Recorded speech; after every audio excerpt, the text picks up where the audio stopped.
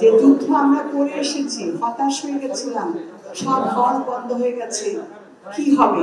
আমার সময় শেষ, আমি হয়তো দেখে যেতে পারবো না। এই ছানি পড়া চোখে স্বপ্ন দেখি, আবার লেট দেয়ার বি লাইট, আবার তোরা মানুষ হ, এরকম সব ছবি হবে। আমরা অহংকার করে বলতে পারি আমার দেশ বাংলাদেশ। এই দুঃসময়ে বন্দি জীবন, বন্দি রাত, অন্ধকার সময়ের মধ্যে যে আপনারা সবাই এখানে এসেছেন এবং যুদ্ধ করার জন্য এগিয়ে আসবেন। যে যুদ্ধ আমরা করে এসেছি, হতাশ হয়ে গেছিলাম, সব হল বন্ধ হয়ে গেছে, কি হবে? এই বন্ধা সময় কি আমরা পার করতে পারবো?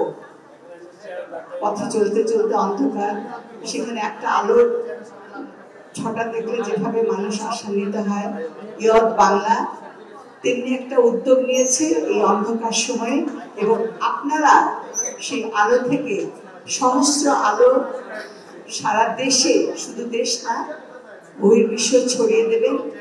এই উদ্যোগটির কথা, ছোট্ট উদ্যোগ, এটা আমি মনে করি অনুপ্রাণিত করার জন্য অনেক বড় কিছু। আমার সময় শেষ, আমি হয়তো দেখে যেতে পারবো না, কিন্তু একটু ভালো কিছু, একটা ভালো ছবি আর 100টি তরুণ প্রাণকে, তরুণ মনকে এগিয়ে নিয়ে যাবে, সেই প্রত্যাশা আমি এখনো এই ছানি পড়া চোখে স্বপ্ন দেখি।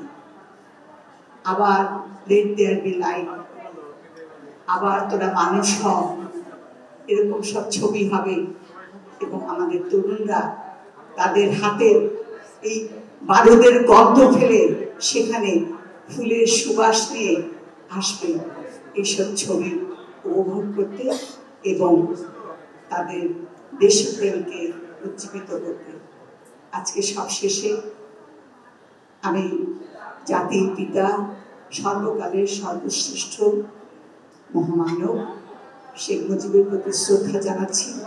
একটি স্বাধীন দেশ আমাদের তিনি দিয়েছেন, একটি পতাকা দিয়েছেন। আমরা অহংকার করে বলতে পারি আমার দেশ বাংলাদেশ, আমি স্বাধীন। যুদ্ধ করো, যুদ্ধ করো। ধন্যবাদ সবাইকে।